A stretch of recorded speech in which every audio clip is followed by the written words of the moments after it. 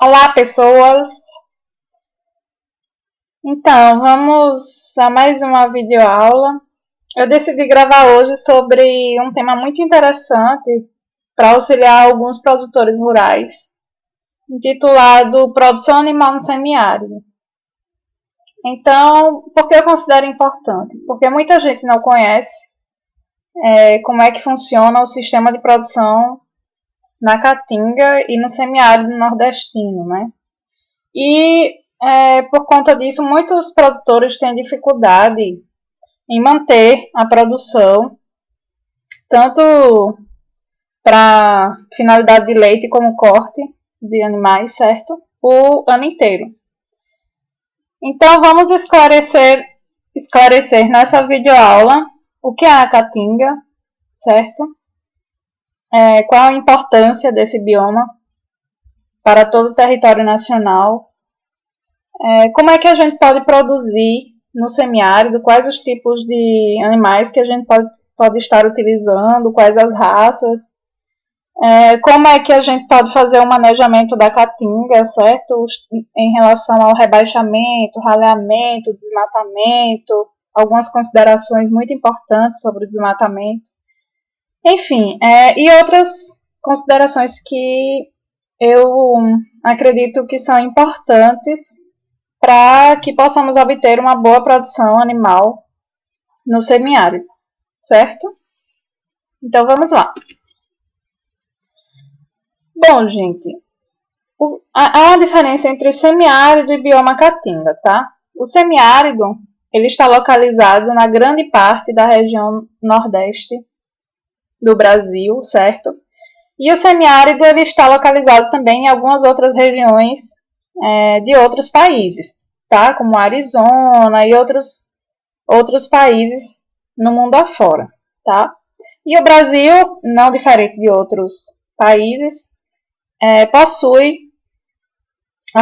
na região nordeste, mais especificamente, a região semiárida, tá? Então, nós temos uma região semiárida bem abrangente, certo? Bom, gente, o semiaridez é um índice, tá?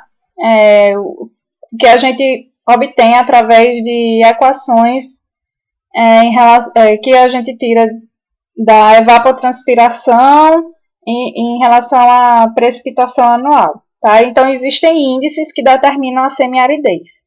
E essa semiaridez, ela não é nem um sistema árido, nem um sistema úmido, tá? Ela é um ecossistema com baixa precipitação anual, tá? O bioma Caatinga, ele está localizado, ele está mais centralizado na região nordeste, tá? E uma pequena parte da região sudeste, tá? Que é a região de Minas Gerais. Então, nós temos aqui, ó, deixa eu colocar o apontador para vocês. Então, a região semiárida está localizada aqui na região nordeste, tá? E essa região daqui é o que a gente chama de bioma Caatinga, certo? Então, o bioma Caatinga, ele representa 10% do território nacional, tá? E o que seria bioma Caatinga? O que quer dizer Caatinga, gente? Caatinga nada mais do que, traduzindo do tupi, certo? Nada mais é do que mata branca, tá? Então, quando chega na época seca, que a gente avista aquela vegetação cinza, aquela vegetação quase branca, tá? Na região nordeste é onde a gente avista a caatinga, certo? Então, quer dizer mata branca, traduzindo do tupi, tá? Muitos pesquisadores colocam que é um bioma exclusivamente brasileiro, ou seja, que a gente não consegue encontrar bioma caatinga em qualquer outro lugar do mundo, tá? Que só o Brasil, na região nordeste, possui esse bioma. Bom, é uma controvérsia muito grande em relação a essa citação. Por quê? Porque existem regiões na África que possui uma vegetação e um solo bastante parecido com o nosso bioma caatinga, certo? Então isso deve ser mais estudado e por isso estamos estudando cada vez mais o nosso bioma para poder caracterizar ele de uma melhor forma para poder dizer esse tipo de coisa, né? Então ele abrange aí, a caatinga abrange aí cerca de 850 mil quilômetros quadrados, certo?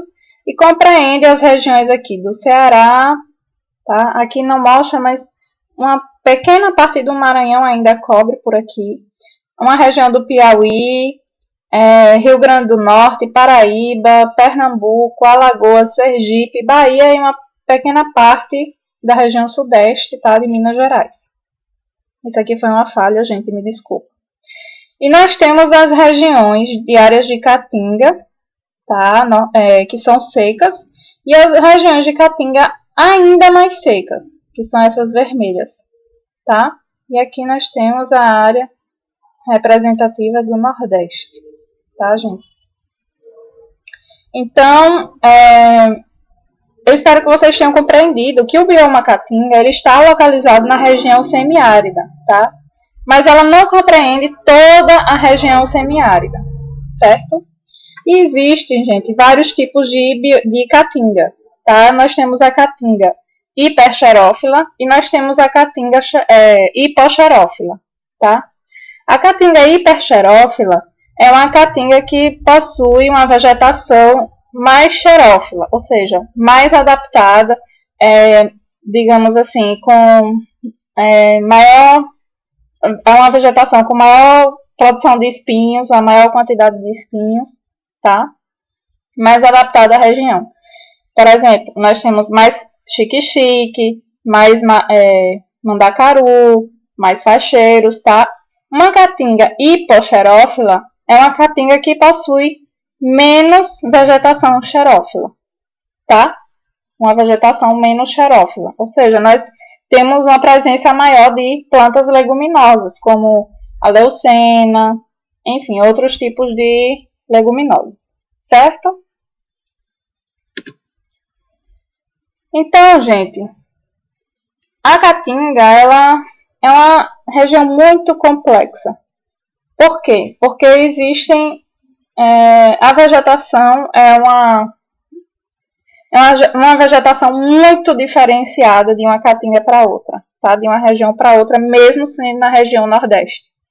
Então, eu já falei das xerófilas, né? Que existe a caatinga hiperxerófila e a hipoxerófila, onde são vegetações adaptadas às condições de baixa precipitação, tá? Além das xerófilas, nós temos as herbáceas, arbustivas e arbóreas. E essa vegetação, ela muda demais, até mesmo dentro de uma própria região. Por exemplo, dentro do Cariri, eu tenho uma vegetação em menos de 5 hectares, eu tenho uma vegetação totalmente diferente, tá? De uma para outra.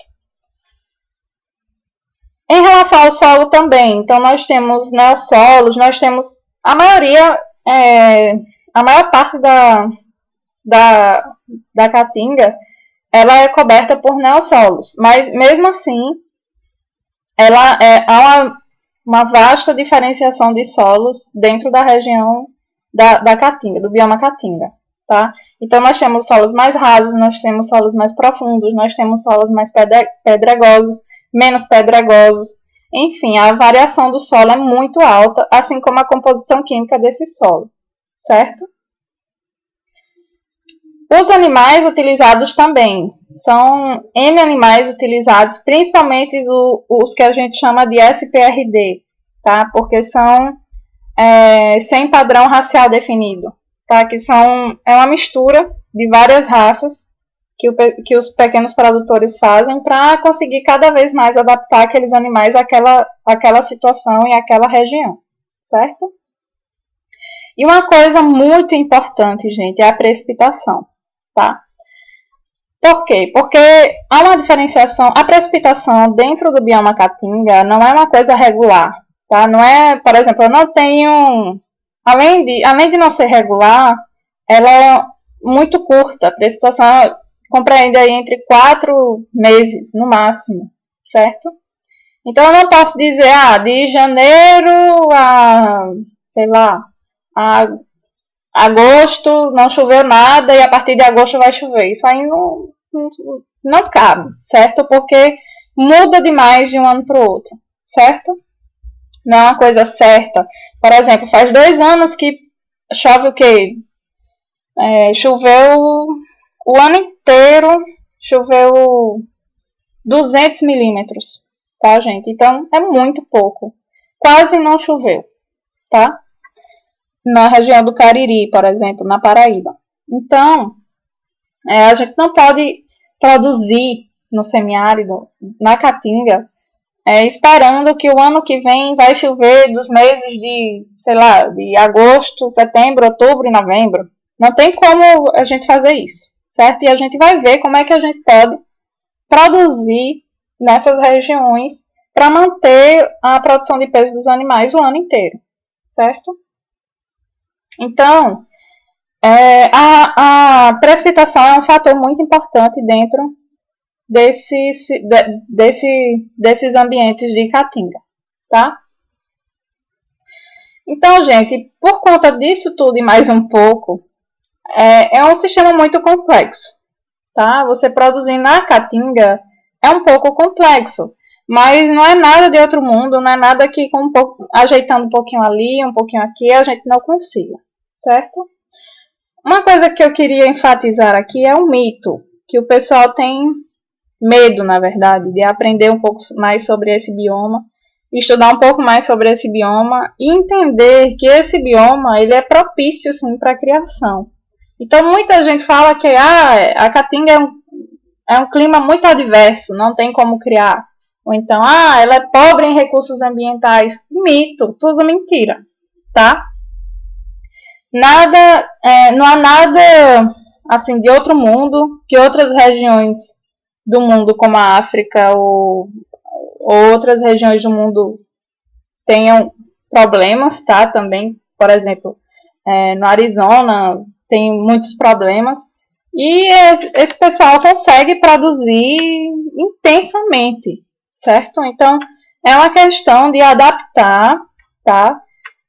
Adaptar o sistema de produção à região que você tem, certo? Então, vamos parar de dizer que a Caatinga é um clima diverso, que é pobre em recursos ambientais, porque é tudo mito. Basta você saber manejar e utilizar o que você tem para produzir de forma eficiente, certo?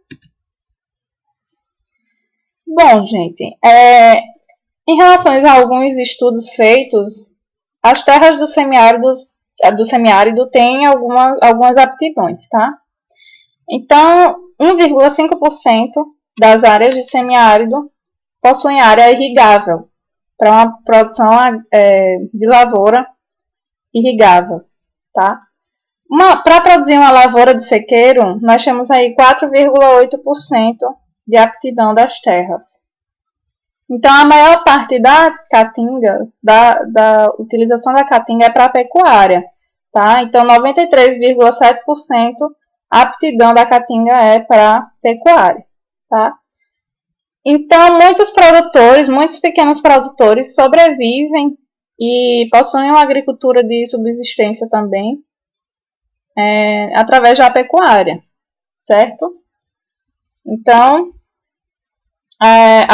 o que a gente tem que fazer, gente? Adaptar a tecnologia que a gente pode usufruir, tá? Nesse ambiente, para poder produzir melhor, tá?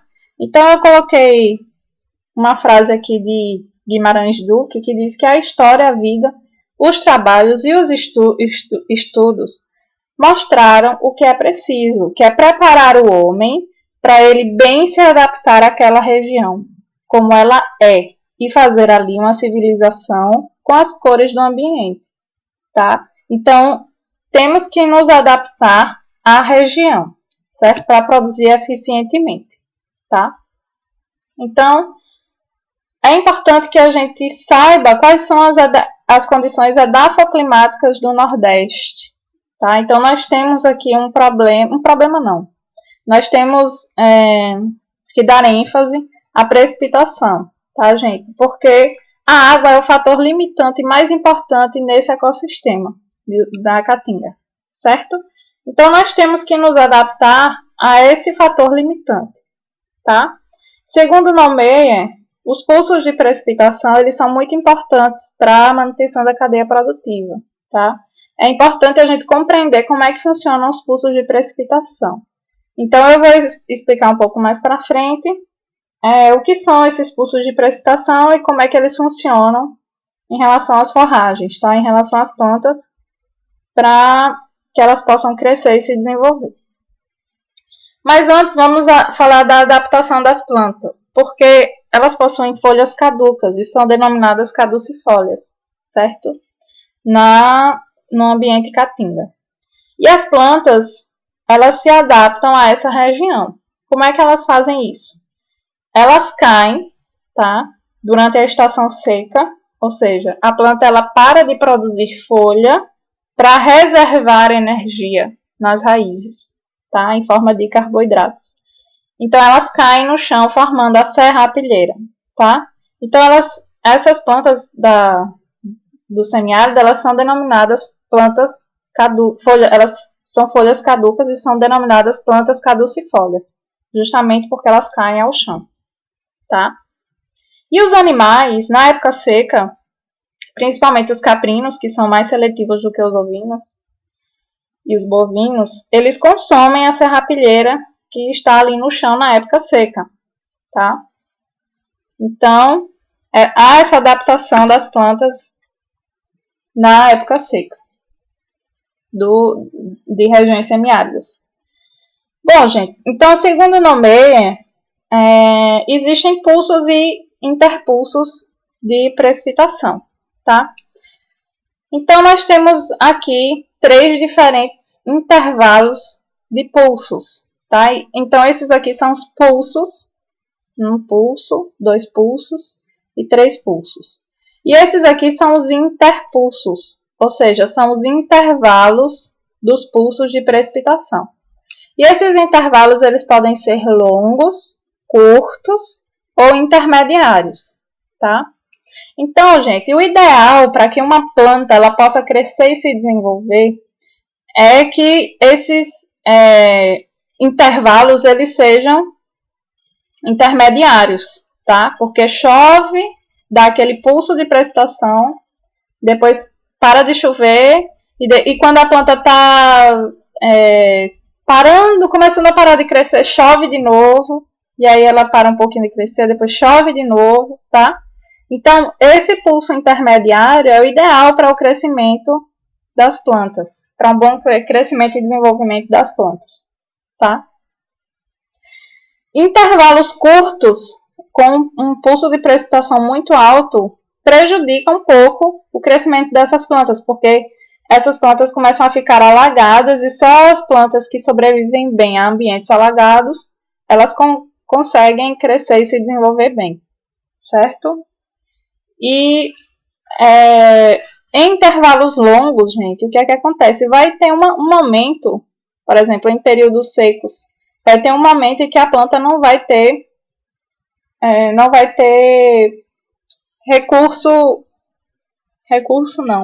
vai ter água para sobreviver, tá? Então ela precisa de água para sobreviver. E com essa falta de água, ela não vai morrer, ela vai secar, tá? E ela vai ficar ali, se manter ali, no caso, as leguminosas, por exemplo, tá? As arbóreas, ela vai se manter ali até o próximo pulso chegar, para que ela possa crescer, se desenvolver, reproduzir, para depois voltar novamente à dormência, digamos assim, certo? A uma dormência. Então, é importante que vocês entendam que as plantas da caatinga elas não morrem, só as herbáceas, tá? Que tem ciclo anual.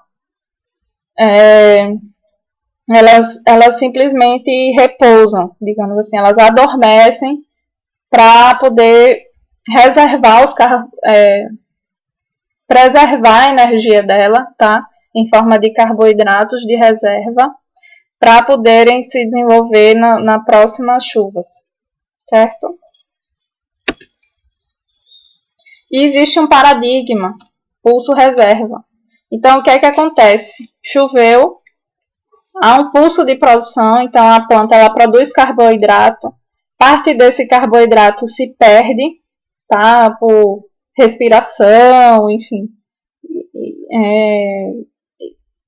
e produção mesmo de folhas, enfim, outras a planta utiliza uma parte, e parte dessa produção ela reserva, tá? E ela reserva em forma de carboidratos, pode ser até nas raízes, certo? Para que na próxima chuva ela possa utilizar esses carboidratos reservas para poder se desenvolver, certo? Então ela não morre, ela simplesmente adormece, digamos assim. E parte dessa reserva se perde também, mas é uma perda mais lenta, porque ela vai estar ali reservada para as próximas chuvas, para que a planta possa crescer e se desenvolver, tá? Então, é importante que a gente entenda isso, porque a caatinga, ela sobrevive desse jeito, tá, gente? Todas as forrageiras que fazem parte da caatinga, que são nativas da caatinga, elas sobrevivem desse jeito, tá?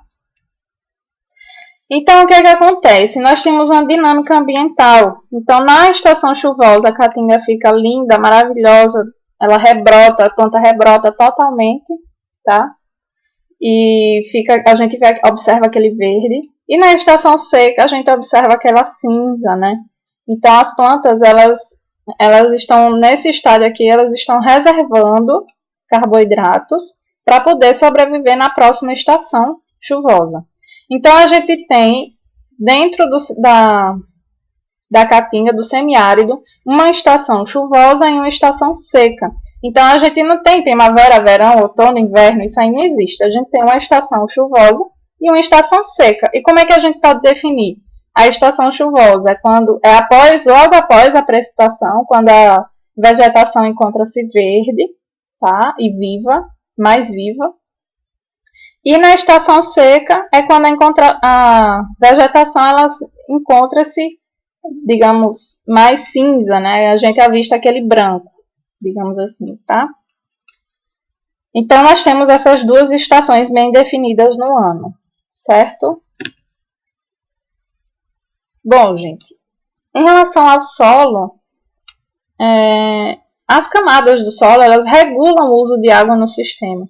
Então, isso aí vai variar de região para região. Vai ter região que possui mais extrato herbáceo, vai ter região que possui mais extrato arbóreo. Enfim, isso aí vai variar segundo o solo, tá? E segundo a qualidade desse solo também. Então, nós temos as plantas anuais na caatinga, que compõem o extrato herbáceo, que são essas mais rasteiras, sem lignificação, tá? Como as gramíneas, por exemplo, amendoim forrageiro, tá? São todas de extrato herbáceo. E elas têm um ciclo muito rápido de crescimento e desenvolvimento. Então, ela choveu, o que é que acontece? Ela rebrota logo em seguida, tá? Por menor que seja a incidência de chuva, ela rebrota logo em seguida. E é como se ela, de uma vez só, rebrotasse, já colocasse as sementes para reproduzir, para poder sobreviver, tá? Então, é uma coisa muito intensa, é um ciclo muito rápido e é uma coisa muito intensa, tá? E em seguida ela morre. E nós temos as plantas perenes, tá? Que são os arbustos e as árvores, certo? Então, essas plantas, elas são perenes o ano inteiro, elas conseguem ficar ali o ano inteiro, sobreviver o ano inteiro, tá? Então, gente, em relação aos animais, né? Quais animais a gente pode utilizar para uma boa produção no semiárido? Bom, nós temos hoje raças melhoradas, adaptadas e com alto potencial de produção, tá? Que são as SPRD, ou seja, sem padrão racial definido. Então, essas seriam as melhores raças, que são as nativas, para produzir bem no semiárido. Olha, se vocês quiserem colocar uma raça melhorada de alto potencial de produção, tem que ser fornecido uma alimentação melhor para esses animais, porque eles não vão sobreviver na caatinga nativa, tá? Porque a exigência deles alimentar é muito maior. E as raças adaptadas à região são, digamos assim, são mais fáceis de você controlar o peso ali durante todo o ano, tá? E quais as espécies que eu devo utilizar? Bom, nós recomendamos caprinos e ovinos, mais caprinos do que ovinos, tá? Porque eles são animais mais seletivos do que bovinos. E os caprinos mais seletivos ainda do que os ovinos, certo? Então eles conseguem sobreviver bem em regiões em áreas de caatinga, tá? Então, quais as espécies mais específicas que eu posso utilizar? Então nós temos a morada nova, tá? Que é uma raça nativa muito boa para produção de carne, no caso. Para regiões de caatinga, nós temos a canindé, entre outras raças, mas a principal é a SPRD, tá, gente? Que é aquela mista, tá? Que é sem padrão racial definido, que é vinda de vários e vários cruzamentos, certo? Vamos lá para frente. Em relação ao potencial forrageiro, bom, aqui nós temos um ambiente de caatinga de sucessão secundária, tá, gente? Que eu vou falar mais pra frente, que é um problema sério dos ambientes de caatinga. Então, nós temos gramíneas, leguminosas, fabáceas e eufobiáceas. Podemos utilizar tudo que tiver no ambiente de caatinga para fornecer esses animais, porque como eles são seletivos, eles andam em bandos, em grupos, eles conseguem sobreviver bem, tá? Claro, é necessário suplementar, principalmente na região seca. Não esqueçam de suplementar, que é muito importante. E aí vocês vão suplementar de acordo com a disponibilidade de forragem que você tem na sua área, tá? Em relação ao volumoso, certo? Então, nós temos as gramíneas nativas, tá? Por exemplo, nativas eu digo assim, o panasco, eles utilizam um pouco sim o panasco, apesar de não ser essas coisas todas em relação à qualidade, mas eles consomem o panasco. Pode ser utilizado em relação a gramíneas, o capim-búfalo, muito adaptado para regiões semiáridas, tá? Em relação a leguminosas, presente nas áreas de caatingas mais encontradas são a catingueira, o marmeleiro, o pereiro, jurema, jureminha, enfim, várias, tá, gente? E nós temos ainda as cactáceas, né? Nós temos a palma, nós temos o xique-xique, nós temos o facheiro, que os animais utilizam também dessas plantas para consumo, né?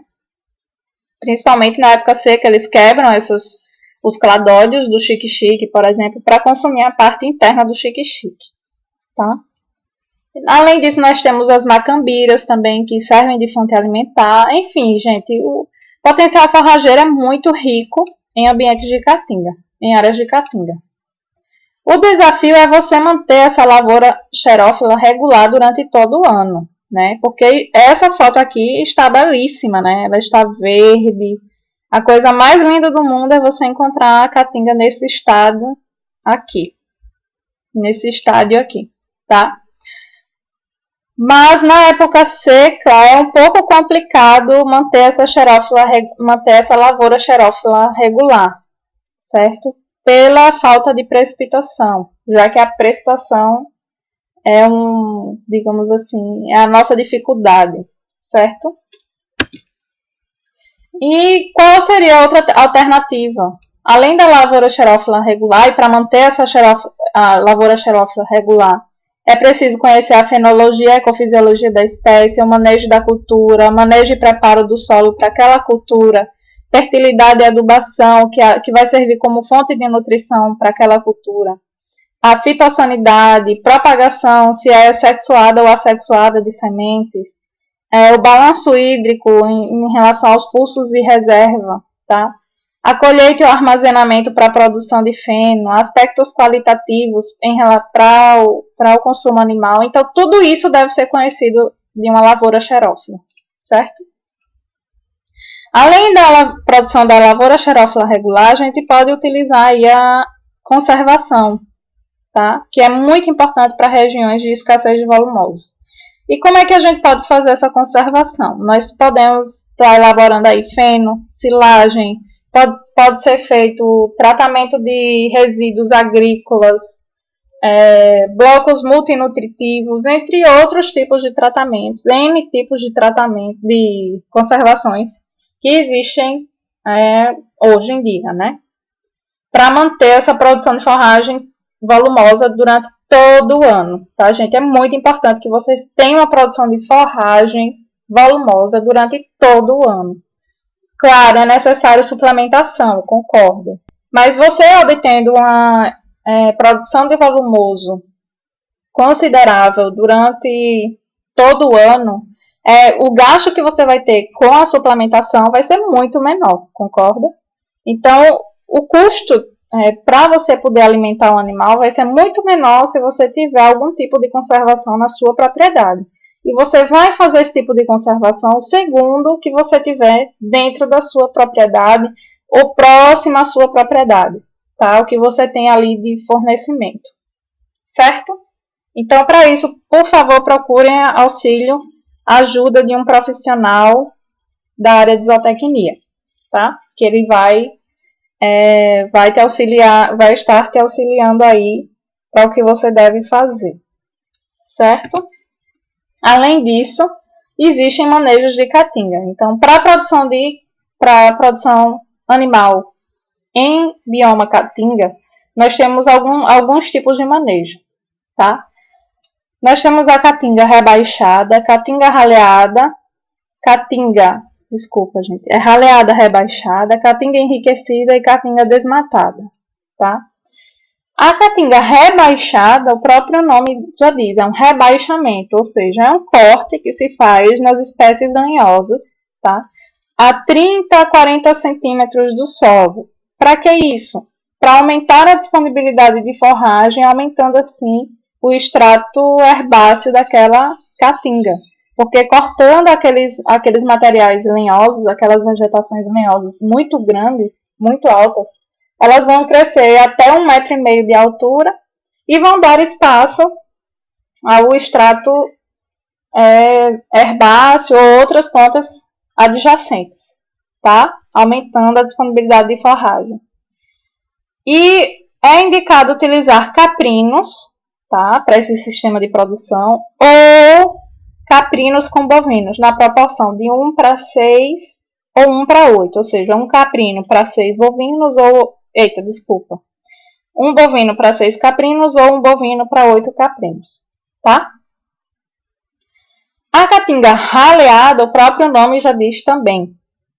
É um raleamento, ou seja, retirar as plantas que estão ali em excesso, deixando espaço para as herbáceas, para que as herbáceas possam crescer e se desenvolver, certo? Esse tipo de manejo é feito, muito utilizado para caatingas de sucessão secundária, tá? E aí vocês vão procurar saber o que é sucessão secundária, tá, gente? É quando essa caatinga foi desmatada, foi totalmente desmatada, foi levantada outra cultura, desmatada novamente e feita outra cultura para poder levantar a caatinga nativa novamente, tá? Então, ela é muito utilizada para caatingas de sucessão secundária. Além disso, muitos produtores utilizam a caatinga raleada rebaixada, certo? Que é a junção dessas duas. Nós temos também a caatinga enriquecida. E o que seria essa caatinga enriquecida? É uma caatinga raleada, tá? Enriquecida com gramíneas, certo? Então, eu faço um raleamento daquela caatinga e enriqueço ela com capim búfalo, por exemplo, tá? Porque aí essa herbácea, essa gramínea, ela vai ter espaço suficiente para crescer e se desenvolver por conta do sombreamento, porque o sombreamento diminui, então a incidência da radiação solar vai ser maior e essas gramíneas elas vão poder crescer e se desenvolver de uma forma mais rápida, aumentando assim a disponibilidade de forragem. E existe outro tipo de manejo, que é a caatinga desmatada, tá, gente? Mas eu coloquei aqui uma cara de desespero e uma mão aqui bem negativa. Por quê? Porque em Alagoas, por exemplo, quase que não existe mais o bioma Caatinga, gente. Tá uma coisa muito séria esse desmatamento da Caatinga para poder colocar um monocultivo, por exemplo, tá? Não façam isso, por favor. Tentem manter a Caatinga, façam uma Caatinga rebaixada, raleada, enriquecida, o que for, mas não desmatem a Caatinga, porque a Caatinga ela possui espécies nativas que só nós aqui da região nordeste do Brasil nós temos. Além disso, existem espécies animais que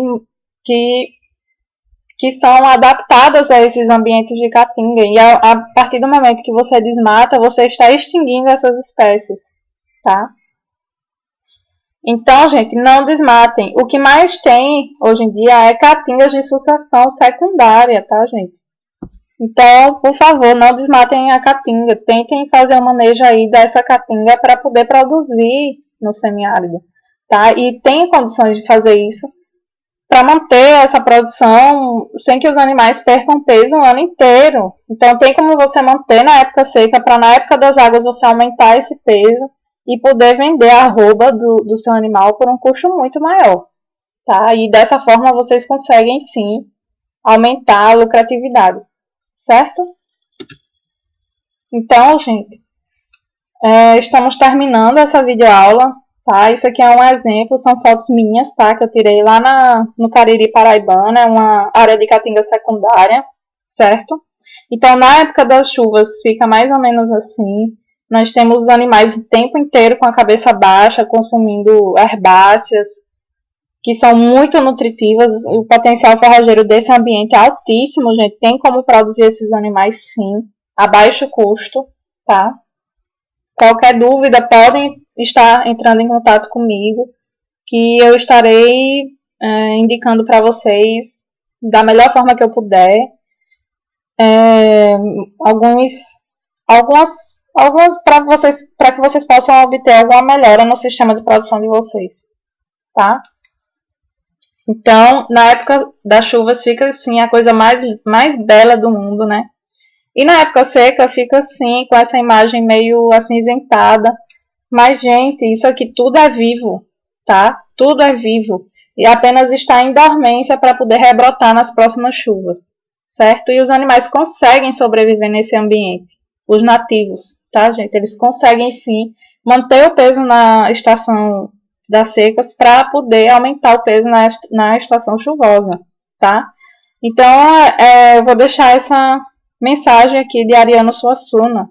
Alguns avistam a seca e poucos enxergam a seca da forma que ela deveria ser vista, tá, gente? Outra frase, a sustentabilidade do ecossistema semiárido depende de como compreendemos a dinâmica dos processos ecofisiológicos das espécies de caatinga. Então, é importantíssimo a compreensão dessa dinâmica desses processos para que possamos produzir de uma forma sustentável, tá, gente? E de baixo custo.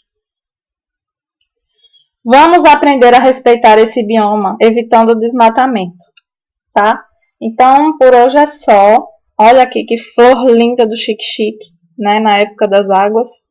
Então, vamos manter esse bioma vivo, tá, gente? Produzindo, sim, de forma sustentável, de forma econômica e rentável, né? Porque tem que ser rentável também, tá? Qualquer coisa, podem estar enviando e-mail para mim, que eu estarei respondendo assim que eu puder, tá? Muito obrigada a todos. Queria desejar aqui Feliz Natal, um ano muito próspero, com muito sucesso, muita saúde e muito amor para todos vocês. Tchau!